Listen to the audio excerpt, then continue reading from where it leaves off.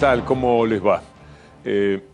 Voy a adelantarme un poco al horario habitual porque va a hablar Alberto Fernández. Estaba previsto para más temprano, pasó para las 7:30 de la tarde y con buen criterio mis compañeros del canal no quieren que se eche a perder todo el trabajo de producción. La media hora, los 35 minutos que hacemos cada día, tiene un trabajo de varias horas de Julián Capazo, de Anabela Sánchez y de quien les habla, con Leandro Gabriele. Por lo tanto, queremos aprovechar lo que ya habíamos preparado y queremos hablar del tema del coronavirus, de las marchas, de la apertura, de los números y de lo que Alberto Fernández va a hablar en minutos tan solo para que sepamos a qué atenernos en los próximos tiempos. Después hay una conferencia de prensa del jefe de gobierno de la ciudad de Buenos Aires. Vamos a empezar con una pregunta que se hace Pedro Cani, que tiene que ver con un estado de cosas muy llamativo que se ha dado en la Argentina. ¿Cuál es el número de fallecidos que tenemos que tener para recuperar el miedo y la preocupación frente al coronavirus? Tenemos una expansión comunitaria que se está dando en varias localidades del país. La pregunta que nos tenemos que hacer como sociedad es qué cantidad de infectados y qué cantidad de fallecidos estamos dispuestos a tolerar para volver a tener miedo, ¿no? Levantá. Hay un cuadro que habla elocuentemente de cómo se ha ido perdiendo el miedo, las aperturas que se han realizado, todo lo que pasó particularmente a partir de que Buenos Aires aceptó el mandato de los anticuarentena, de los que también vamos a hacer alguna referencia ahora mientras esperamos la palabra de Alberto Fernández. Mire este cuadro de Buenos Aires. Es igual en cuanto a contagios. En ese rubro está segundo en el mundo Buenos Aires. Pero es la ciudad con más muertes de todo el planeta. En estos momentos Buenos Aires tiene esa tristísima marca. La ciudad con más muertos. Casi 700, más todavía quizás, por cada millón de habitantes. Esto es intolerable teniendo en cuenta con qué naturalidad, con qué simpleza podría decirse, fueron diciendo vamos a abrir esto y lo otro y hay que hacerlo y la economía. Yo no sé cuánto vale cada vida, pero ser la ciudad con más muertos en el mundo es una marca muy grave. Me gustaría que hoy le pregunten en la conferencia de prensa a Rodríguez Larreta, ¿qué piensa de Buenos Aires como la ciudad con más muertos en el mundo? A ver qué es lo que dice. La infectóloga Gabriela Piovano, una de las grandes luchadoras de esta época, atribuye a las aperturas todo esto que nos ha sucedido y que llevó a Pedro Cani a preguntarse, bueno, ¿cuál es el número de fallecidos para que volvamos a sentir miedo y responsabilidad frente al coronavirus? La infectología y la epidemiología son ciencias milenarias. La disparada tiene que ver con las aperturas.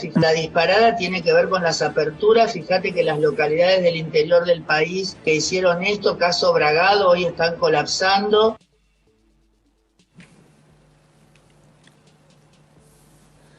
Quiero compartir con ustedes algo que marca el estado de cosas que se dio en la Argentina a partir del momento en que los medios, Clarín y Nación, empezaron a machacar contra la cuarentena, pero lo hicieron demasiado rápido. No es que habían pasado 2 meses. A los pocos días, durante el mes de abril, todo había empezado el 19 de marzo, y ellos y el PRO habían estado de acuerdo con que, bueno, teníamos que entrar en una cuarentena, lo estaba haciendo el mundo, empezaban a morirse. Pero 20 días después, cuando vieron que al presidente eso le estaba dando mucho prestigio, dijeron, no, así no. No porque este hombre va a terminar con un 80% de aprobación. Y eso no puede ser. Y comenzaron una campaña. Mire las fechas que se dieron. En el mes de abril.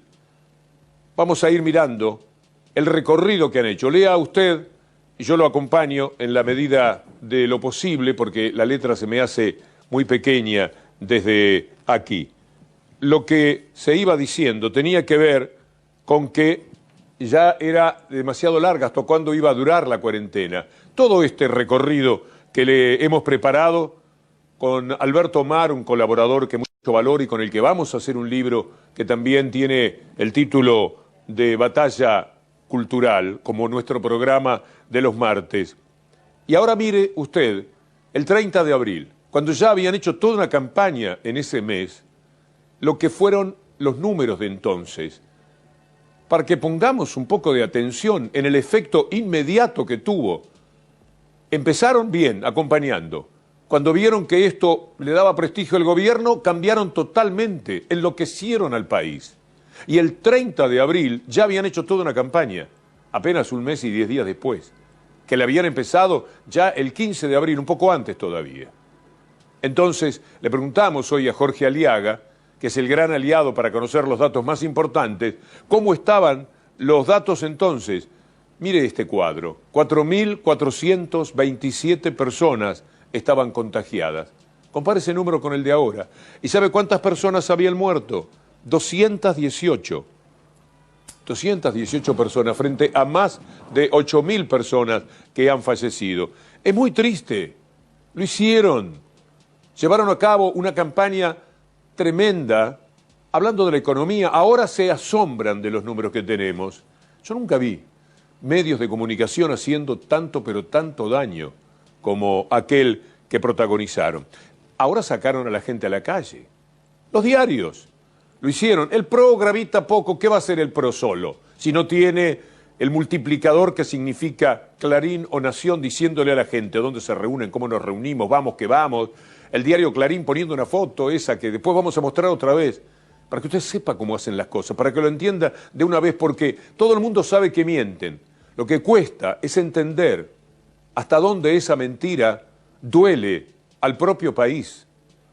Mire, la gente deambulando ahí en torno al Congreso, esa era la marcha que hicieron, se sentían fantásticos mandando a la gente. Ya no hay ni obediencia, porque se han cansado de hacer el ridículo, porque no saben ni por qué van. Adentro, mientras tanto, la presidenta del Senado anunciaba cómo termina en el Senado, ahora pasa a diputados, el tema de la reforma judicial, que era la convocatoria que había hecho Clarín para que todo el mundo fuera al Congreso, tirarlo abajo si era necesario. ¿Para qué? Para que no saliera una media ley, para que no funcionara la democracia.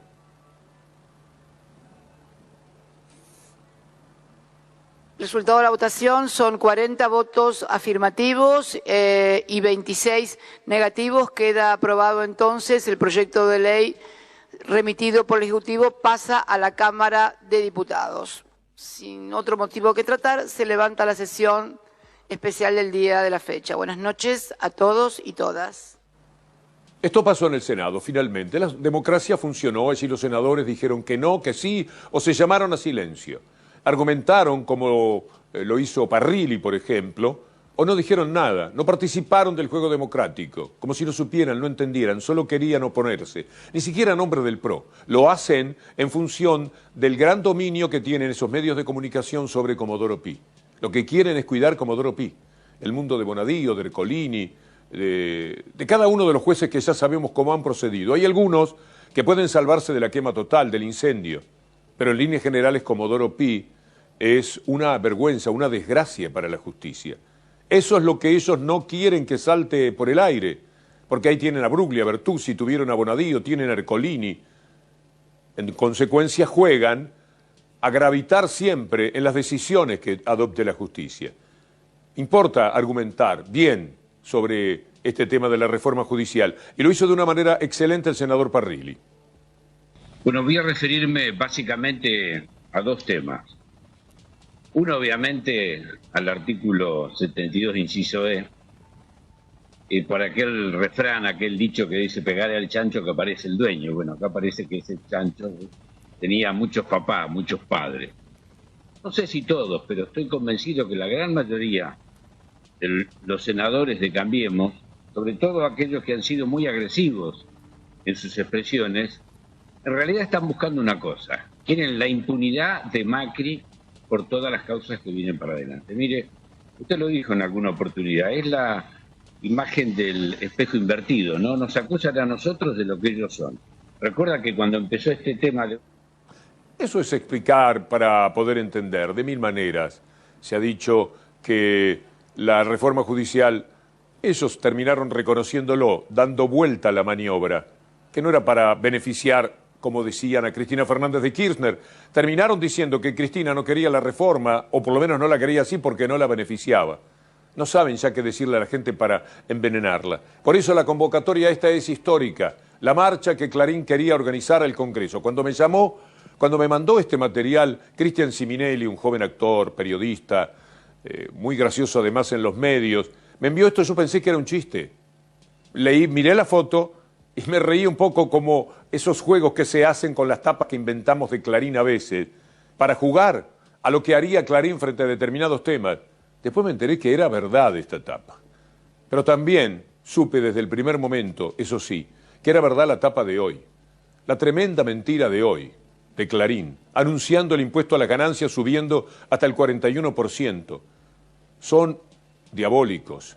Jugaron con esto de una manera deliberada, sabiendo que la gente está mal, que la gente tiene su nivel de angustia, que la gente se siente muy mal, y dijeron, aprovechemos, como van a mandar el impuesto a la riqueza, y ellos tendrán que pagarlo, los dueños, dijeron, juguemos en contra, digamos que hay impuesto no a la riqueza, sino para los trabajadores.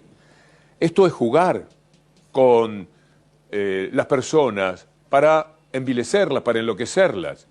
Lo hicieron para celebrar sus 75 años de vida. El Destape ha sacado unas tapas horrendas de la historia de Clarín, que es un material magnífico que vale la pena consultar. Pero me quedo con esta tapa de hoy.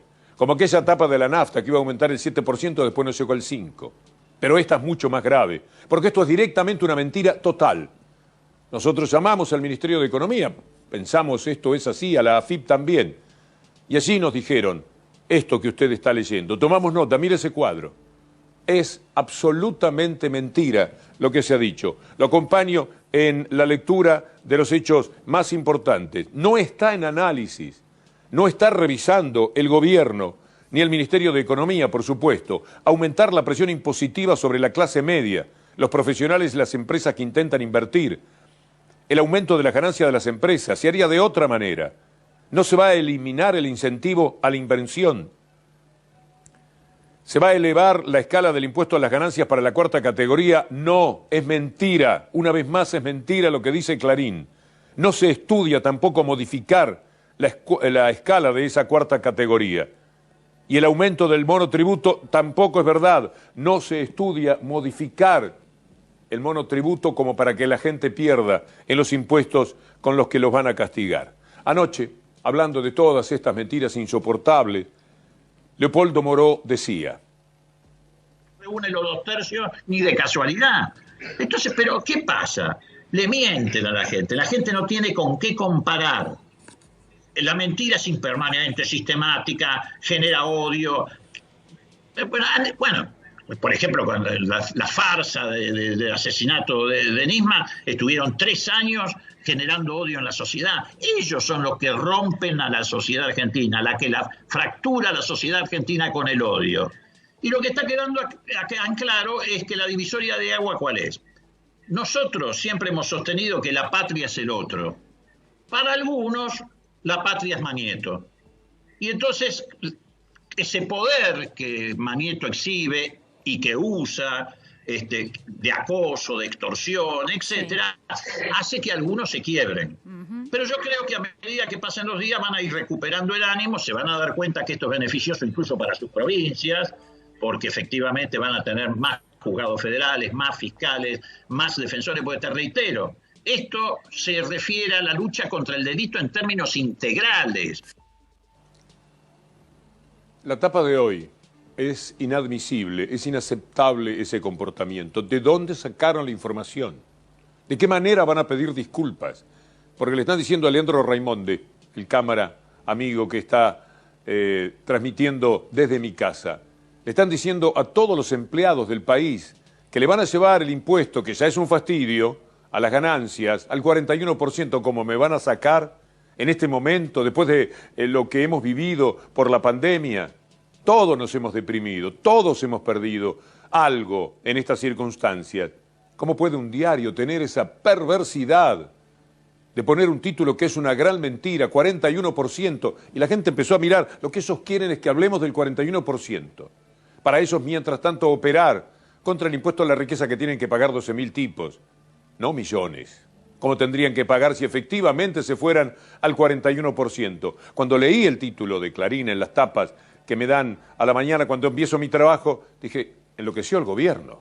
¿Cómo van a hacer esto? ¿Cómo le van a hacer esto a la gente? Es pegarla en el piso. Es una barbaridad. Esta noche, y me preparaba para decir cosas fuertes, naturalmente, contra el gobierno. porque era un grado de insensibilidad totalmente inesperado para un gobierno que se siente progresista y que lo está haciendo. Bueno, era mentira.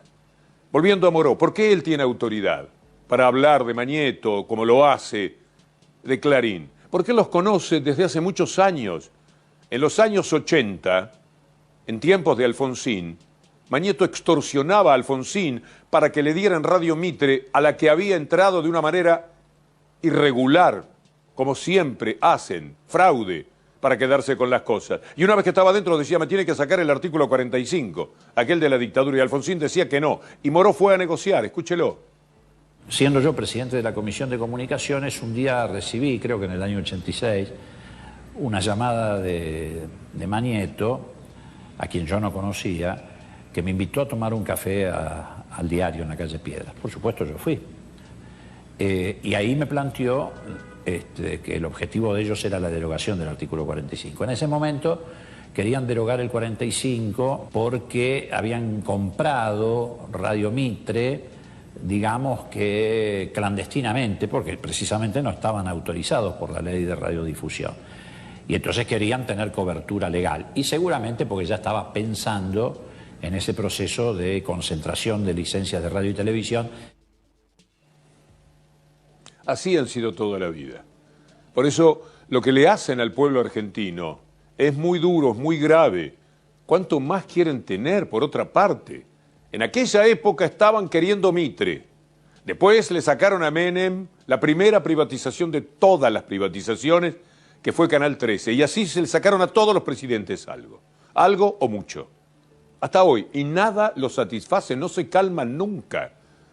En la película Clarín, un invento argentino de Ari Lijalad, aparece también allí el doctor Alfonsín, cuando apremiado, asediado, extorsionado por Clarín, no les daba el gusto, y entonces vale la pena en estos 75 años que ellos creen hoy que celebrarán entre ellos, descorcharán champán entre ellos. Es muy difícil que alguien que se sienta pueblo lo pueda hacer. Entonces Alfonsín tenía esta reacción visceral propia del gallego fuerte que era.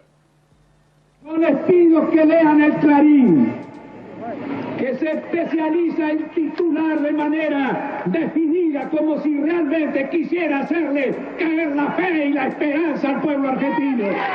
Yo respeto al diario El Clarín, y el Clarín respeta al presidente sin duda, y no ha de pretender que calle su opinión. Sabemos que es un opositor acérrimo y no nos interesa. Ubica a Clarín como un vocero opositor al gobierno, a su gobierno. Igual se llevaron Mitre, y después Canal 13, y después los 300 canales que robaron con el fútbol. Y después vino Macri, y ya directamente fue una vida de jauja, Telecom, Nextel, lo que se les antoje. ¿Qué andarán buscando ahora? Bueno, estarán buscando que no les pongan el impuesto, que no les toquen las ganancias, que no funcione el DNU, de congelar las tarifas hasta fin de año. No se puede, por eso era una locura la tapa de hoy, si era verdad. Por supuesto era mentira, porque Clarín miente siempre. Pero ¿cómo congelan las tarifas y después le ponían a la gente el 41% de aumento? Entonces el lector, el telespectador de ellos enloquece y va a cualquier marcha a infectarse lo que sea, porque está enloquecido, porque está envenenado. Mire este cuadro de aumentos de las telecomunicaciones del 2016 al 2019. Todo lo que ganaron las empresas que dan este tipo de servicios. Mire cuánto superó la columna de los aumentos, 300 y pico, 100 puntos arriba de la inflación. 100 puntos arriba de la inflación. ¿Se puede tolerar esta estafa cotidiana, que además es una estafa moral constante sobre la vida de los argentinos? Escúchelo a Alejandro Berkovich hablar de esas ganancias de Telecom. Porque, a ver, no van a invertir más. Mirá lo que pasó con las ganancias de Telecom, que incluye al holding Cablevisión, dentro del mismo paraguas, porque el grupo Clarín se las arregló para poner los que ganan guita de un lado y los que no ganan del otro. Mira, Telecom repartió entre sus dueños ganancias por 147 millones de dólares en 2015, 267 millones de dólares en 2016, 302 millones de dólares en 2017, cuando estaba controlada todavía por los italianos. Después de eso, cuando la compra Clarín, en 2018 repartió dividendos por 1.222 millones de dólares. ¿Escuchaste bien? Multiplicó por 10 la repartija de ganancias entre sus accionistas. ¿Sabes quiénes son sus accionistas? Sí, los que la quieren toda para ellos. Y nunca la quieren toda para ellos y nunca distribuyen. Lo tengo a Sebastián Gutiérrez hablando de los despidos que hay ahora en Telecom. Lo voy a dejar para el lunes para hacer un informe más completo de las vicisitudes, porque eso nunca derraman, es mentira. Que el neoliberalismo es juntar mucha plata y después derramar. Nada. Están echando gente de Telecom. Vio el cuadro que le mostramos, escuchó a Berkovich. Bueno, hay despidos en Telecom, según lo cuenta su delegado Sebastián Gutiérrez. Pero quiero terminar con algo que es el dolor del mundo. Dolores que se parecen a los nuestros, cuando hay racismo, cuando hay xenofobia, cuando hay indiferencias de todo tipo. En 1963, cuando yo era un muchachito, y fui conociendo lo que había dicho Martin Luther King, lloraba como en el mundo entero. Yo tengo un sueño, decía Martin Luther King, un 28 de agosto, en el Capitolio, en Washington, ahí donde hoy hubo marchas muy importantes. Pero el sueño todavía no se ha hecho realidad. Escuchémoslo.